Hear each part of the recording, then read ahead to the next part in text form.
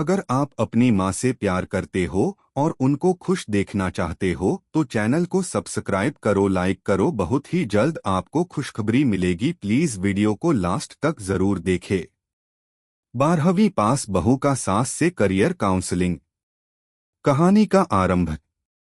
सुबह का समय था और घर की रौनक अपने चरम पर थी। राधा, जो कि अभी हाल ही में 12वीं पास करके घर वापस आई थी, अपने कमरे में बैठी थी। उसकी माँ ने उसे बताया था कि एक नौकरी ढूंढने की कोशिश करनी चाहिए, पर राधा को खुद पर भरोसा था कि यह समय के साथ आ जाएगा। हालांकि उसकी सास निर्मला देवी ने उसे कई बार यह सलाह दी थी कि उसे जल्दी ही कुछ ना कुछ काम धंधा ढूंढ लेना चाहिए। निर्मला देवी घर की बहुत आदरणीय और संगठित महिला थीं। उन्हें हमेशा यह चिंता रहती थी कि बहू को जल्दी से कोई स्थिर करियर मिल जाए ताकि घर की स्थिति और बेहतर हो सके। उनका यह भी मानना था कि शिक्षा सिर्फ पढ़ाई तक सीमित नहीं होती, बल्कि उस शिक्षा को सही दिशा में लगाना भी उतना ही महत्वपूर्ण है। एक दिन निर्मला देवी ने राधा से फिर से यह बात उठाई। सास की उम्मीदें। राधा, तुम 12वीं पास कर चुकी हो, अब तुम्हें कुछ सोचना चाहिए।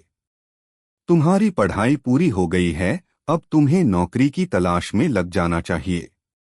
हर लड़की का सपना होना चाहिए कि वह आत्मनिर्भर बने। निर्मला देवी ने अपनी अपेक्षाओं को व्यक्त किया। राधा मुस्कुराई और बोली, सासू माँ, आप तो मुझे बहुत दबाव डाल देती हो। क्यों न हम इसे थोड़ी सी हल्की फुल्की बातें करें। नौकरी के बारे में सोचना है, लेकिन उसे समझदारी से करना होगा, न कि जल्दबाजी में। निर्मला देवी ने सिर झटकते हुए कहा, बिल्कुल समझदारी से करना चाहिए, लेकिन समय रहते कुछ करना होगा। तुम तो बस इंतजार कर रही हो, तुम्हें एक ठोस कदम उठाना चाहिए। देखो, मेरे समय में तो बस घर गृहस्थी तक सीमित था, लेकिन अब तो लड़कियों के लिए बहुत मौके हैं।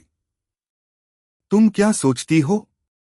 राधा ने थोड़ी देर सोचा और फिर हल्के से कहा, सासू माँ, देखिए, जब आपने 12वीं पास किया था तो क्या आपको लगता था कि उस समय में कोई करियर बनाने का मौका था? निर्मला देवी को यह सवाल थोड़ा अजीब लगा, लेकिन उन्होंने कोई जवाब नहीं दिया। फिर राधा ने आगे बोलना शुरू किया। करियर काउंसलिंग की शुरुआत।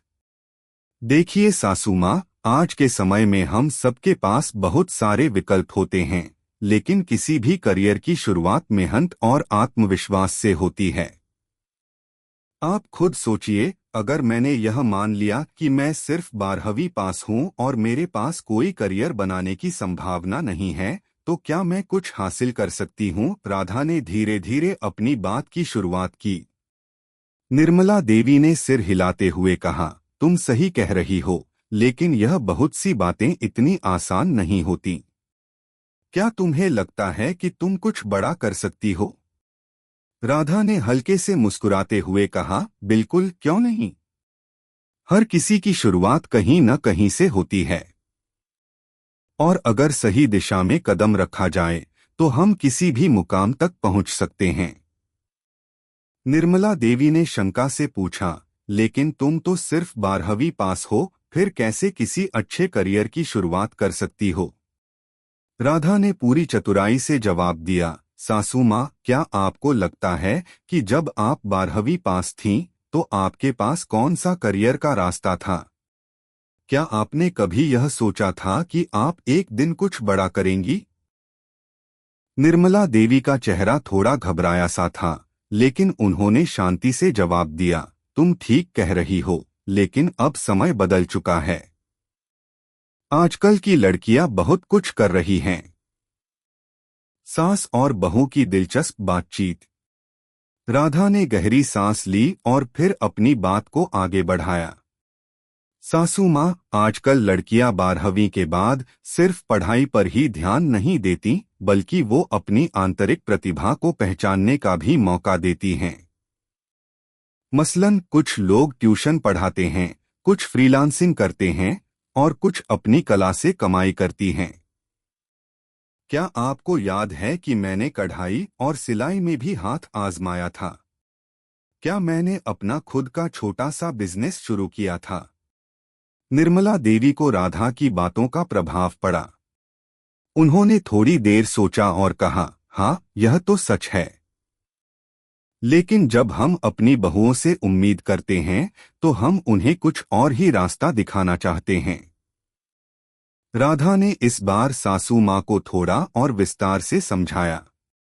सासू माँ, अगर आपको लगता है कि मैं सिर्फ नौकरी करूंगी तो मैं आपको बता दूं कि मेरी क्षमताएं केवल किसी ऑफिस में काम करने तक ही सीमित नहीं हैं। हम किसी भी क्षेत्र में जाएं, सफलता केवल उस दिशा में मेहनत करने से मिलती है, चाहे वह किसी ऑफिस की नौकरी हो या फिर घर के कामकाजी कार्य। निर्मला देवी ने चुपचाप यह सब सुना और फिर एक हल्की मुस्कान उनके चेहरे पर आ गई। ठीक है, अब समझ में आ रहा है।